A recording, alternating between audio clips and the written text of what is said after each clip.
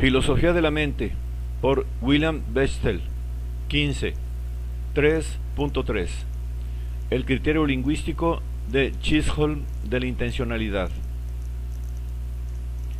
El criterio de Brentano para la intencionalidad parece conducir a un matorral metafísico al plantear cuestiones sobre el estatus de los estados intencionales.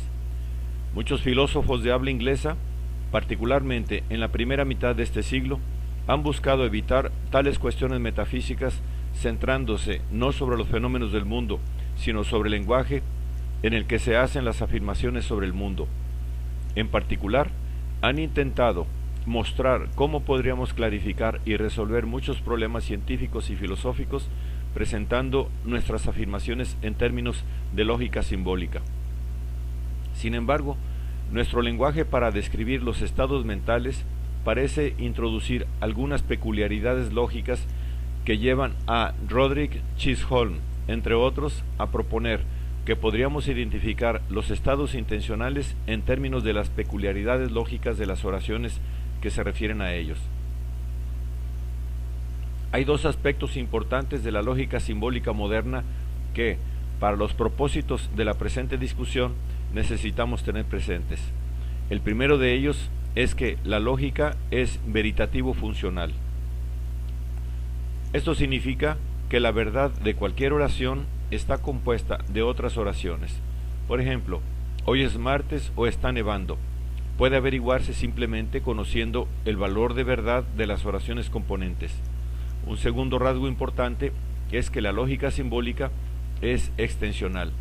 Como vimos en el capítulo anterior, esto significa que la verdad de una expresión depende solamente de aquello a lo que la expresión se refiere, su extensión, no de su significado, intención.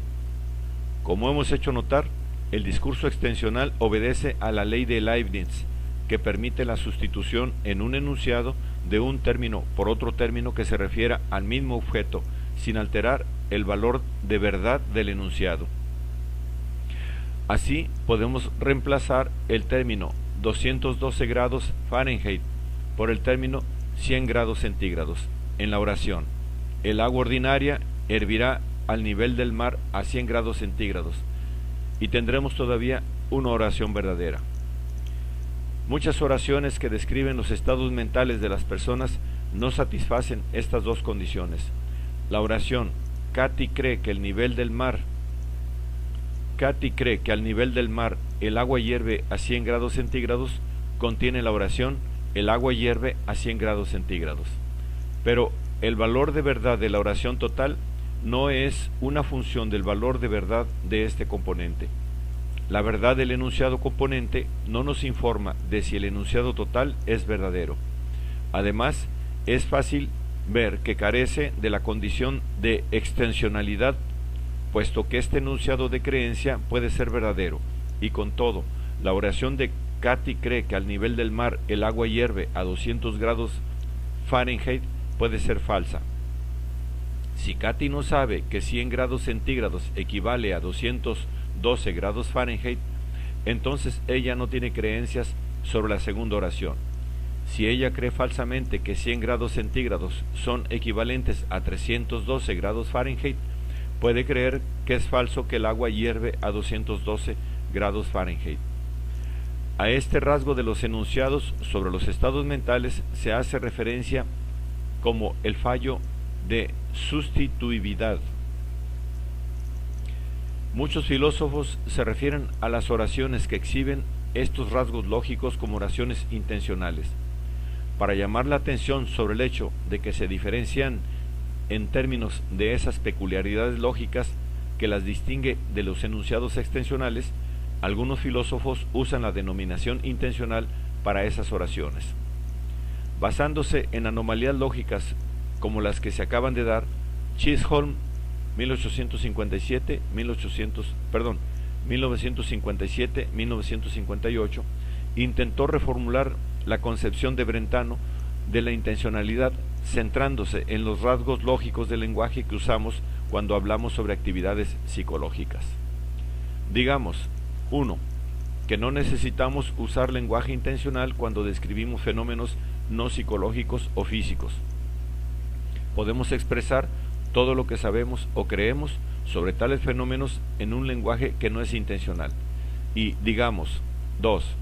Que cuando deseamos describir ciertos fenómenos psicológicos, en particular cuando deseamos describir pensar, creer, percibir, ver, conocer, desear, esperar y otros semejantes, o bien A.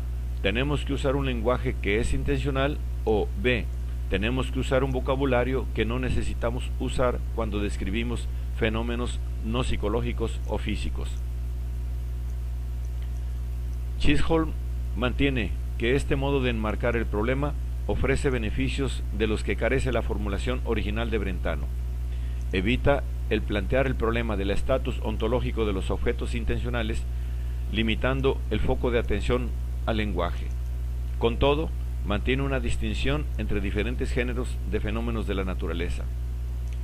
Se han planteado variadas objeciones al intento de Chisholm de caracterizar la intencionalidad lingüísticamente.